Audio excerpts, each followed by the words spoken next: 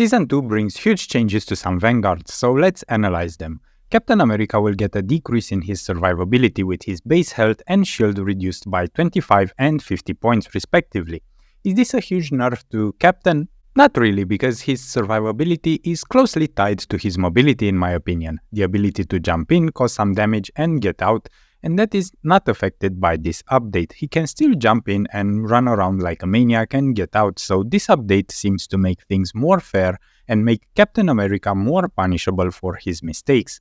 But if you have a Winter Soldier in your team, you'll have the new team up, which gives you a maximum health increase of 100 and a 5% boost in damage output, so even more total health than before the patch. Overall, I feel like it's not a big nerf, so I would not call Captain America neither a winner or a loser in this update, especially if you use the Winter Soldier. You're actually much better off than before. Actually it's getting better. It is. Doctor Strange takes quite a hit though with some damage reduction, and his basic attack damage is decreased from 18 per dagger to 16 per dagger, which means that the maximum damage for his basic attack is lowered from 90 to 80, which makes it the same as Magneto's.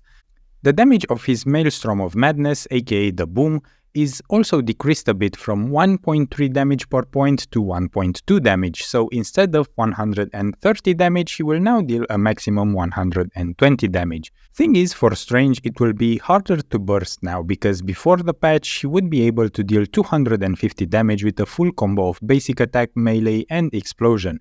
Now his damage is decreased, making it harder for him to burst down squishier heroes.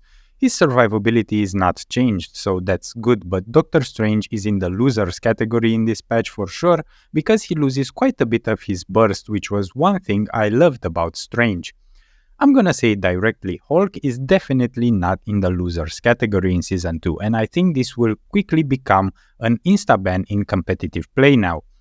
First, his movement speed is increased from 600 to 650, so a quicker Hulk that can move around more easily between the lines.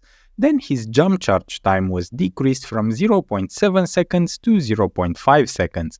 Not only will he move faster, but he will be able to jump around faster, switch between peeling for his allies and disrupting the enemy backline. And his survivability? Well, if it was not enough, the shield cooldown decreases from 12 to 10 seconds, so more movement speed, faster jumps, more shields. Hulk will become even more amazing at peeling for his team because he'll be able to jump back in faster, use his shield more often to protect his team, and this seems like a good response to the complaints I see online about the lack of anti-dive heroes. Hulk will become an even more awesome anti-dive, so he is one of the big winners of this update. Now, if you made it this far in the video, please consider subscribing to the channel to be up to date with everything Marvel Rivals. Now, let's quickly go over Magneto. We only have a slight nerf with his ultimate. The energy will be increased and will have less ultimates. Magneto's ultimate is not the strongest in the game. He can counter some ultimates by absorbing the projectiles such as Punishers or Star-Lords, so getting the ultimate harder will only make it weaker.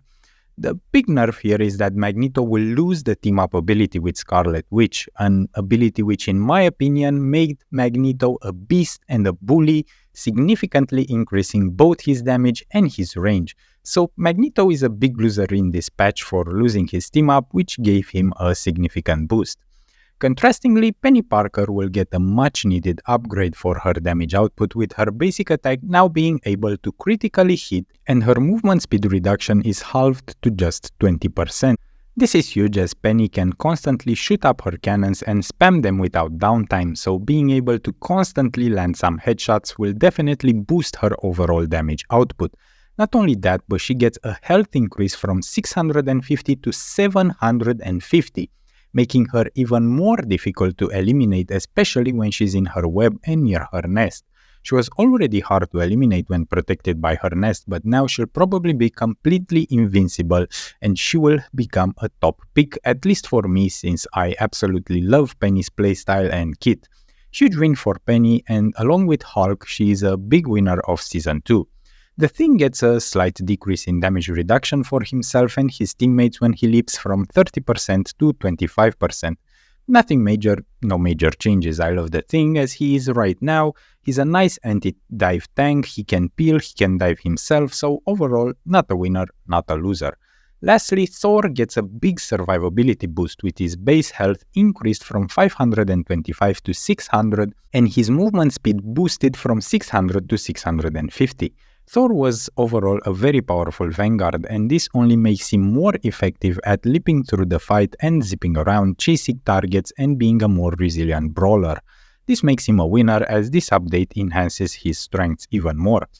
So this wraps it up. We have huge buffs for Thor, Penny and Hulk, while Doctor Strange gets the biggest nerf out of all Vanguards in Season 2.